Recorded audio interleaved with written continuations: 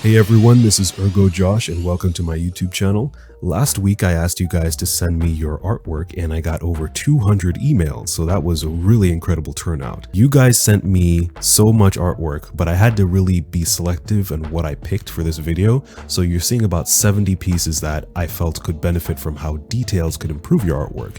And so I couldn't really review 70 pieces in one video, so again, I had to pick only 10 of the ones you see here, but I really believe that this video is going to help you out because I tried to pick different ones where different areas of detail could really make the piece improved without trying to go over and repaint the whole thing. So without further ado, let's jump right into it and start critiquing your artwork. Okay, so here I'm starting on the first portrait, which is really cool. I really like the lighting that was done for this one, and so that's where I wanted to really focus my recommendations for this one. I think adding details to the lighting would be the best way to improve this portrait. I really like how it looks like there's a flame coming from the bottom of this person's chin, and I feel like the light could be really more emphasized by adding it to the underside of all of the different facial features. This person looks like they have a pretty good hold on form and understand the different planes of the face, so I feel like this would be a pretty easy quote-unquote fix to do. So you see I'm just adding some lighting under the nose and adding some lighting under the bottom lip there, and then under the bottom eyelids as well, and go a little bit too much on this right eyelid but you'll see me kind of erase it and tone it down a little bit.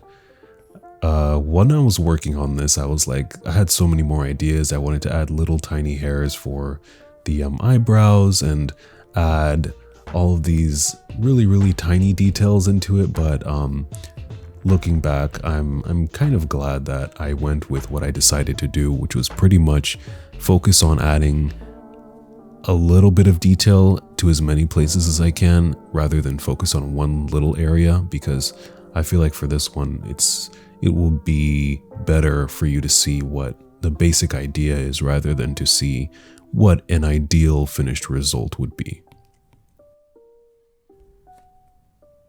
So here I'm just trying to pick colors that seem like they would be accurate with the lighting. I'm trying to make sure I don't do something that's too saturated.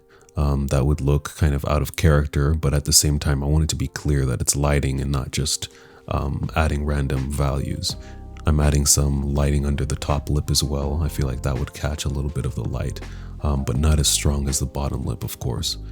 And then I wanted to add a little bit of reflection in the eyes themselves. I do like how they're very dark, but I still feel like a little bit showing that, I mean, the eyes are a very reflective surface. They're like covered in a thin layer of water. So you really want to show them reflecting any light that's being reflected in the entire face. And you see there I'm adding some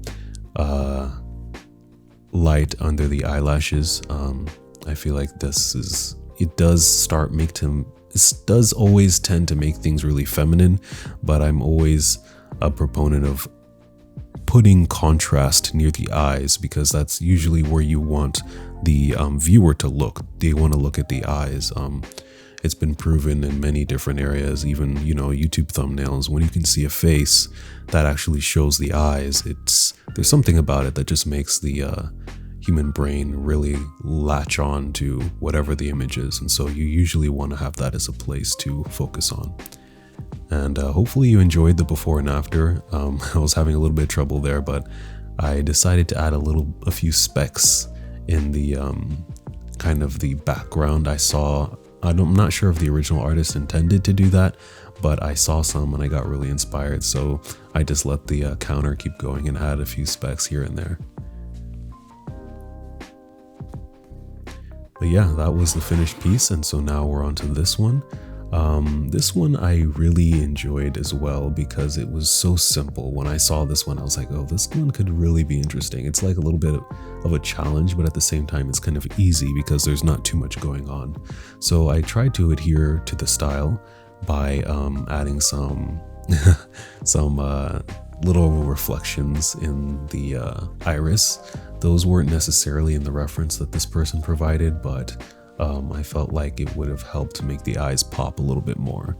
I tried not to add too much perfect white with these traditional pieces. I tried to do things in a way that I think that you could replicate them, even though you don't have the advantage of using a digital interface like I am for your art. And in the reference, she actually had a lot of freckles and a little bit of red to her cheeks. And so I decided I would add a little bit of that here. This could be easily done by, shading down some light value with the side of your pencil and rubbing it with a tissue paper or tortillon. And then I'm adding light little freckles here and there. Just little things to really, make it kind of pop. Like I'm imagining myself in school, and if I were to draw this and add freckles and add little reflections here and there, everyone around me that would have been watching at the time would have been like, oh wow, that's so good, how do you draw so good? But in reality, it's just adding a few details here and there that really make things recognizable and enjoyable for the viewer to look at. And here I really do enjoy the texture that the artist chose to put on the lips, but I still felt like having a little bit of reflection here is always nice. I add a lot of reflections. That might be a little bit too much of a personal touch that I do, but I always feel like they add so much character to the lips, and they're usually another softer surface on the face, so it helps. Another thing I'm doing right now is adding a little bit more of a gradient transition from the corner of the lips. That's something I always tend to do in my own pieces, and it does come from an actual realistic anatomical place, but you can see there I'm also kind of adding some depth to the corners of the mouth, just to make it pop more and add more 3D effect to it. Even though this portrait seems like it wants to stay mostly in the kind of 2D-ish realm, there is some shading and value here and there, so I want to kind of bring that to the focal points of the face, which are the eyes, nose, and mouth.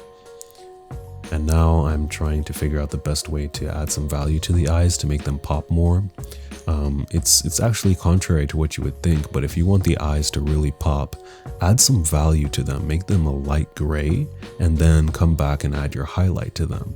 And that's really going to make the eyes seem like it sounds bad, but it makes them seem like they're popping out of the sockets that they're in, and it just makes them have even more, make them more enjoyable to look at for the viewer. So adding a light tone like I'm doing right now, and then really helps to pop these highlights out. You see I come back and reinforce it, and I'm not even using white, I'm still using the color of the paper. So I'm doing the before and after now, and you can see I think this has a lot more interest to look at. Now we're on to a very kind of I'd say typical digital art type of piece, where there's kind of a good mixture of line work and soft shading. So I went directly to the lips on this one. I was so excited because to me it felt like this is just the beginning stage of how you would work on lips if I were to do this portrait. So I went in and started adding a lot more brighter highlights to the lips, trying to convey some shape and form to them.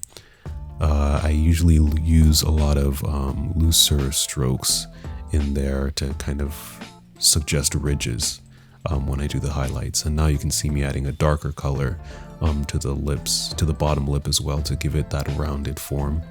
And when you do this, don't just pick a darker color, try to pick something a little bit warmer, try to shift the color a little bit, and don't make it just pull it towards the black, make it more saturated. And I usually add that under the highlights and then add a kind of a lighter, warmer color on top of the highlights to really make that lip seem like it's curving around and not as flat as it was in this in the original portrait. I'm just continuing to finesse and tidy up those highlights. I tend to notice one pass is never enough. You usually want to do a little bit of the white highlight, blend some portion of it. Sometimes it's just the bottom portion and then come back on the top to make the top pop. But yeah. And then now I'm adding some reflections to the top edge of the lip. This is really subjective and depends on your reference, but I always like to do it because, you know, I'm all about reflections, glow, glitter, just making things really stand out. My favorite parts of the face stand out as much as I can. I'm adding some light to the corners of the mouth. Usually that area tends to catch light, and so I always emphasize it in my artwork. And again, it's just little things like that that really make it seem like you know what you're doing, really make your art kind of stand out from the rest.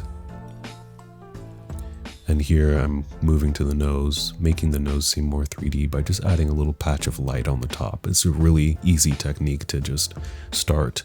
I actually usually do this to start my nose shading. I'll add a little area of light to the top, and then I'll add some shadow to the bottom, and then I'll add details from there. Here you can see I'm trying to figure out how to add that really, really nice highlight to the top tip of the nose. Just something I always look forward to when I'm doing my own art. Looking back, I was like too critical of myself. I could have just left it with a really bright highlight that's similar to the ones on the lips and the eyes. These eyes I really, really loved. I really liked that soft, milky look to them, so I didn't want to add any contrasty pupils. I add a richer shadow to the to the eyelash line right under there, and I try to add a little bit of a suggestion of a pupil just by adding some darker tone. And now you can check before and after.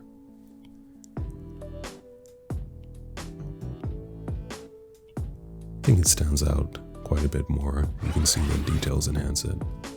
So this is a very similar portrait, but this one I felt like is much more of an iconic type of style. It's like very cartoonish. And so I wanted to try and limit myself, not make things too realistic, but I still feel like there were some details that this could benefit from. And so I went straight to the bottom lip. I wanted that to be a rounded form again, instead of just having it represented with a straight line. And I'm adding a little bit of suggestion to those corners of the mouth again. Just using light and shadow a lot and blending to add detail. Another really good way to use details is to have a sharp edge that transitions to a soft edge, and that really gives you a lot of information because it does two things at the same time. It shows you where there's a hard plane transition, and it shows you when that smooths and goes back into the background of the face, if you will. So as you can see, I'm doing that with the nose. I added a tiny little reflection on the left there that suggests, okay, there's a wing there. Now I'm just adding some darker value to the right, and I'm not really worrying about it too much because I'm gonna blend right now. And then you can see I leave part of the corner sharp, and then I blend out the rest so that you can get an understanding of where it fades, and kind of leads you to believe that the nose is coming out and then really, really sharp in contrast to the plane of the face from the right side.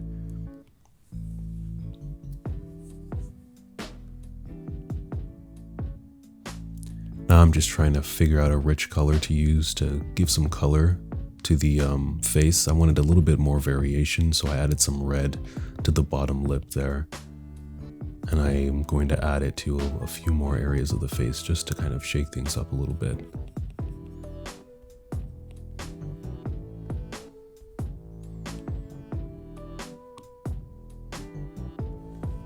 At this point, I'm trying to figure out how I want to do the eyes, but I eventually decide to go the same route with the other traditional portrait that I did, and I'm going to try and add some value to the whites of the eyes. I didn't want to waste too much time by making different layers. That would have made this a lot easier because I was really serious about keeping to this kind of 3 to 4 minute time. I went over quite a bit on this one. I think I ended up spending like over 4 minutes, but I really wanted to have something that I feel like could benefit at least the artist who drew this when they hopefully come and see that I worked on their portrait that they submitted.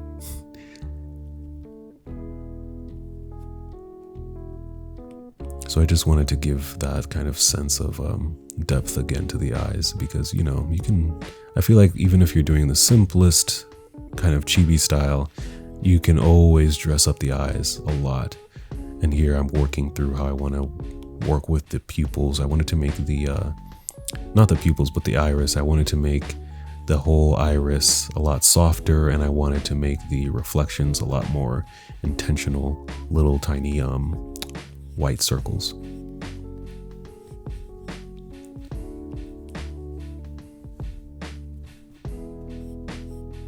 And I'm adding a little bit of highlight to the whites of the eyes that are near the iris. That tends to happen in real life, and I always include it in my own portraits, and it really does. It's another little tip to make things look a little bit more interesting. And you can see me now, I'm adding a little bit of highlight again to the top of the nose and to the chin. It looks a little bit excessive right now, so I go ahead and blend it. And then this is something that I didn't really want to do for any of these because I wanted to focus on detail, but on some of them I just can't help but fix the anatomy or try to clean up some of the line work just so that it's more presentable. And so before and after, I'm pretty proud of this one. It was tough to keep it minimal and not change too much. So for this one, I really was excited when I saw this one because it felt like somebody who was trying to do the style that I do, but in traditional pen, pencil on paper. And so I immediately started trying to fade away some lines. This is kind of an interesting thing because I'm taking away detail in order to suggest a softer shape here. So it's like removing detail to add information to a drawing. So it really conveys that her cheek is softer there and that there's no bone when you kind of erase that line and let it fade away. But it does tend to look a little bit unnatural, as you see it's also happening when I'm blending the nose out, because I don't really have a brush that's that rugged to emulate the texture of that pencil. I'm assuming colored pencil on the paper. But the reason I blended the nose again was to get that blending hard edge transition. And this portrait actually has a really nice use of hard edges. You can see the person who drew this already erased a portion of the lips to really convey that that's the highest point and that it's softly moving over an edge into the rest of the face.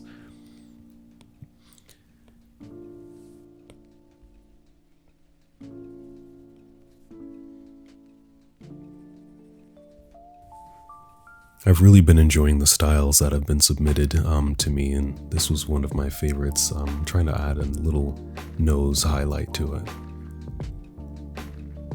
And then I come back in, and this is probably, artist choice, but I always like adding highlights in the eyes. It just makes them seem more alive. And it's one of those things when you'll learn, or you probably have noticed, everywhere, even the biggest, most expensive companies, visual effect companies in the world, if you make something look wet, it looks more real, even if it shouldn't even be wet.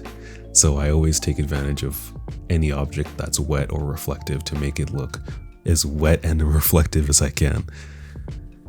And you see what I did under the eyes there was just blend it to add kind of a deeper shade to convey the lower eyelid. It's a tricky thing, but I always think it's necessary. If you can show the lower eyelid, try to show it because it makes it feel more realistic if that's the look you're going for. And I'm adding it here to the chin right now. And then I quickly remember, I say, why not add a contrast line like the artist did with the nose? And so I go ahead and pick a similar color and draw it in, just like that right there. Nice and simple. This is one of the ones I'm more proud of. You can see before and after now. Yeah, pretty happy with this one. What do you think? 3 minutes on the dot too. All right, so this one was hard because I thought I was going to be easy for me because I've done a lot of pencil portraits in my life. I used to do these all the time, and this was very similar to that, but I felt like it was just a little bit lacking in some areas where the artist probably wasn't as confident in. And I decided to focus on the eyes for this one because I wanted the eyes to be more contrasty and pop. I felt like this could benefit from details added to the eyes in such a way that, since everything is kind of rendered at a similar detail level, adding detail to the eyes would really make this portrait, come alive. But again, is with another tough issue with doing digital edits over traditional art is that there's a lot of artifacts and that are making it difficult to add detail and without redrawing the whole thing. So there are some really nice subtle hints of little pores and things like that here and there. So I tried to capitalize on that and add reflections like you just saw there near the opening of the eye.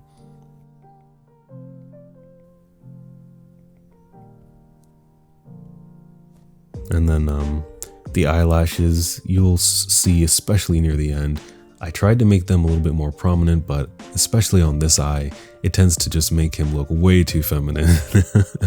But again, it's just a thing that I was trying to do to make it more contrasty, and it definitely worked, but it made him look way too feminine, like he had mascara on. I think, is that mascara or is that eyeliner? I don't know which one is which. I know it's not eyeshadow, but again, right now I'm doing shadow below the upper eyelid to really make that eye pop out of its socket. And it did make it look a little too muddy at first, but I think I fixed it up by adding that brown back in. Usually I really do not recommend adding spot color to your artwork because it's just, I see it as kind of amateurish thing to do, and it usually isn't done that well. And I've done it in my own time before, but in this case, when it's something small like the iris, I really think it's actually effective, and it really made this portrait good. I wouldn't recommend removing it for this one. It really makes it stand out, and you'll see me try to add some of that value back in.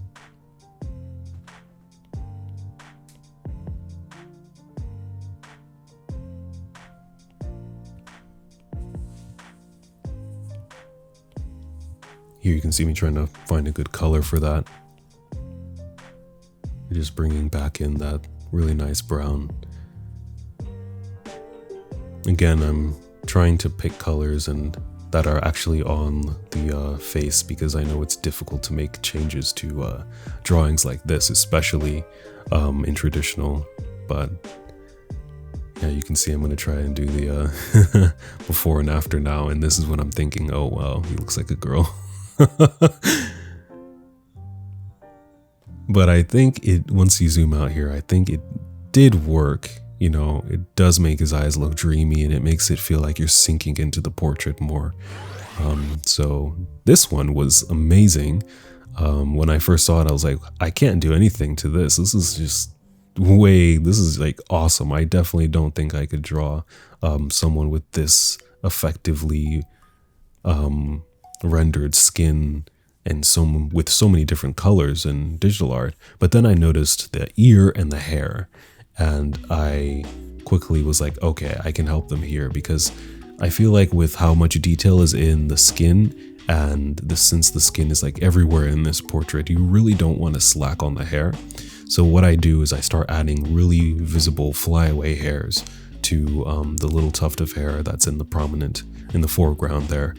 And I know this is extremely difficult, next to impossible to do when you're actually coloring like this in traditional art, but this is just how I would have done it. I think it just requires a lot of planning in the beginning when you're doing a portrait like this, because, once you've done that dark tone in the shadow and you've done that dark tone in the jacket, you really can't get any bright yellows in there. It's like impossible.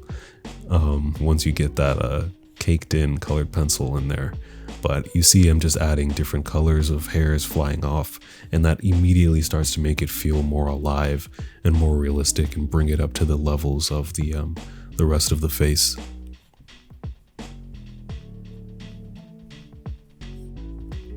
Adding some hairs into that deep chin, deep neck shadow over there. Just very subtle things. If Procreate is watching this, I would love for you guys to make the color picker easier to do. Or maybe I can just find a different shortcut for it, but you'll see me continue to always try and color pick something and then miss it. And then here's something that I kind of made a judgment call. It's not really about detail, but I felt like with this ear, it didn't need to be as prominent as it was, and I would just suggest to cover it in shadow. That would imply that there's hair going over it. Just like that there.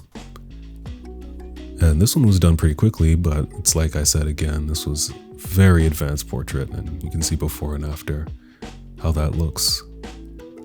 Brings it up to the level, I think, of the rest of the portrait there. So on to the next. Now we have this portrait that was very light in tone, and I really enjoyed this. I think I've done a couple portraits like this you can see on my Instagram. But what I always recommend with these types of really light portraits that are that lack a lot of contrast is to add very, very stark points of contrast in the most important places of the face. So most importantly here, I was focusing on the facial features as always. So that would be the eyes, nose, and mouth. Mostly the eyes and then the mouth. So I kind of decided I didn't want the pupils to be that stark of a difference. So I kind of blurred them back. And then I start adding a little bit of darker value or lighter value here for the highlights. And then I'll add darker value to the irises to kind of make them pop and stand out again. There I'm kind of fixing that pupil because it started looking like she had like cat eyes. So I had to shorten it up there. Here I'm adding a little bit more form to the eyes.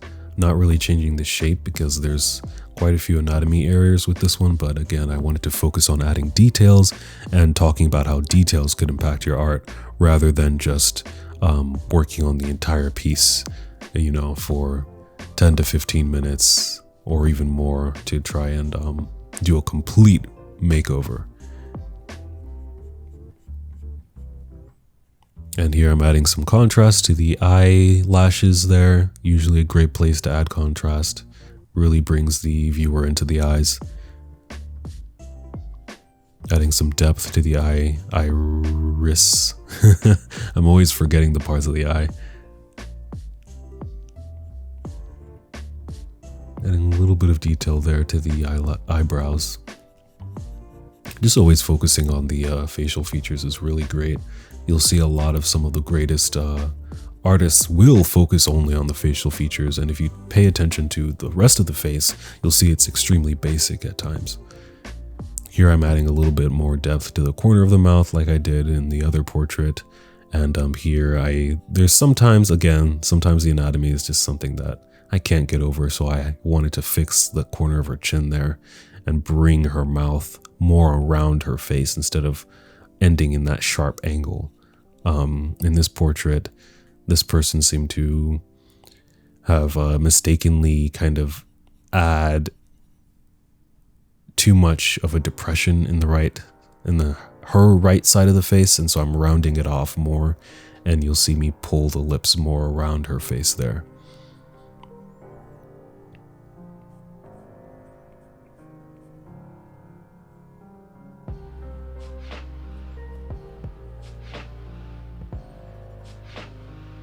Here I'm deciding that there's not really necessary contrast to the nostrils,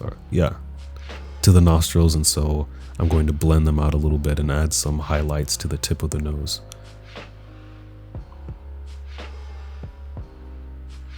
And then blending out some of the other harsh areas on her mouth as well. Then here's the before and after.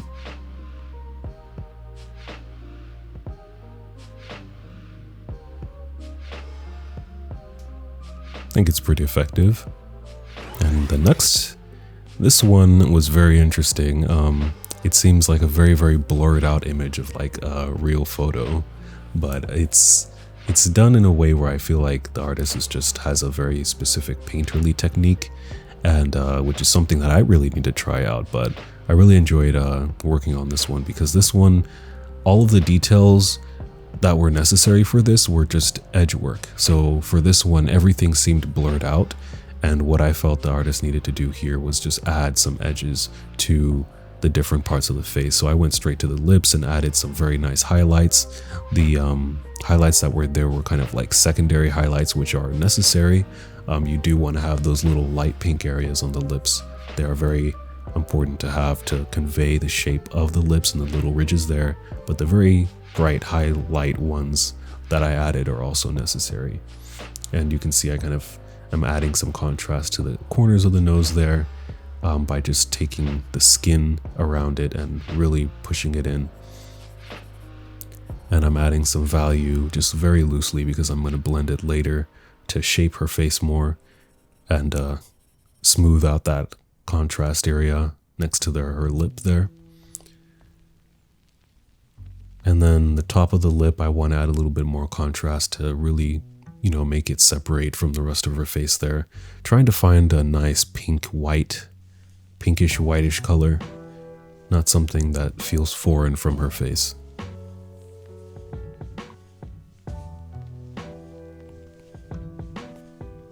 I'm not sure. I feel like the little white things near her eye, are those like heart-shaped tears? I couldn't tell, so I didn't want to mess with those. But here you can see I'm blending out those values that I put in originally.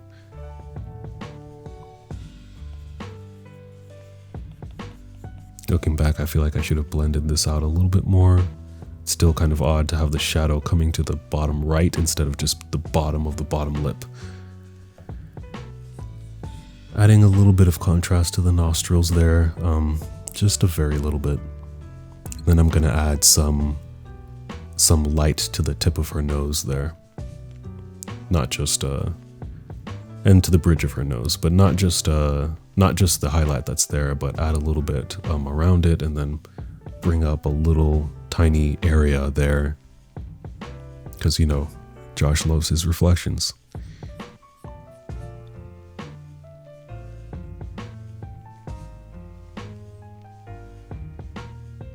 I didn't touch the eyes in this one, but I felt like they could have benefited with a few reflections as well.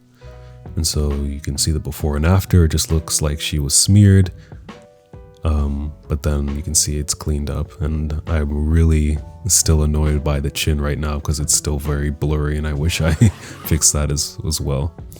And this is the last one. I really enjoyed. This is also one of my favorites that I saw, that I could also see improvement for details. So for this one, I really did like the really dark hair. It's just all black, but since the hair is kind of playing with depth with the golden strands coming down, I think it would be a good idea to add some lighter strands of hair, just very faint. Maybe you could make them more prominent than I did, but where the strands of hair seem to be closest to the viewer, I added some brighter details to them to suggest that it's actually floating over those lines, and really playing with the sense of depth that this portrait already really does well.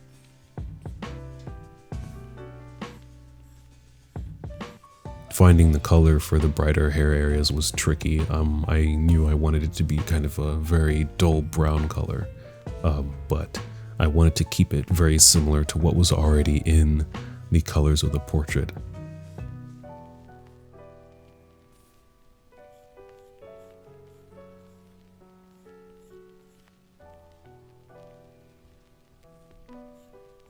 And see, I'm just working through using very loose lines there, being confident. That's always the key to drawing hair. You want to use long, loose lines Draw very smoothly and very gracefully from the arm, and just let your hand move freely.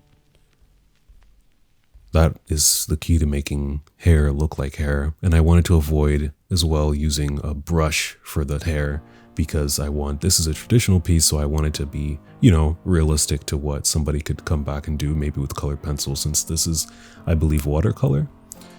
And so I wanted to warm up the face a little bit here to make it seem a little bit more lifelike. There's already some good warmth in there, but I wanted to kind of embellish what was there a little bit. And really bring the contrast from what I believe is the water or the sky in the background. It would have been ideal to use a watercolor brush for this one, but your boy's not that good with watercolor. I'm good at making like background washes that are completely smooth gradients, and that's about it. Trying to add a little bit more variation in the background near that eye. I didn't even notice how the water kind of came into her eye until I started working on it. And so I feel like that contrast that's near the top left area of her hair, you really want to bring that into the water near her eye so that we really see that really beautiful part of her face being slowly submerged into the background. So you can see me there, I'm struggling to find a nice grungy brush to use to convey that random detailing for the water in that area.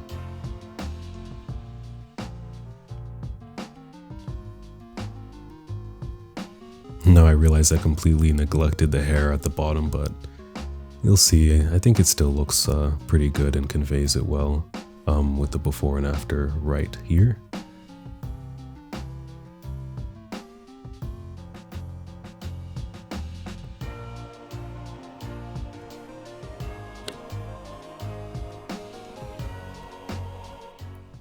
So you made it to the end. Thank you so much for watching. I really appreciate it. If you liked what you saw here today, please give it a thumbs up and subscribe. Tell me what you thought of the video. Tell me if you want to see more content like this. I'd really love to know your thoughts about it. And I will see you next week for another video. Peace.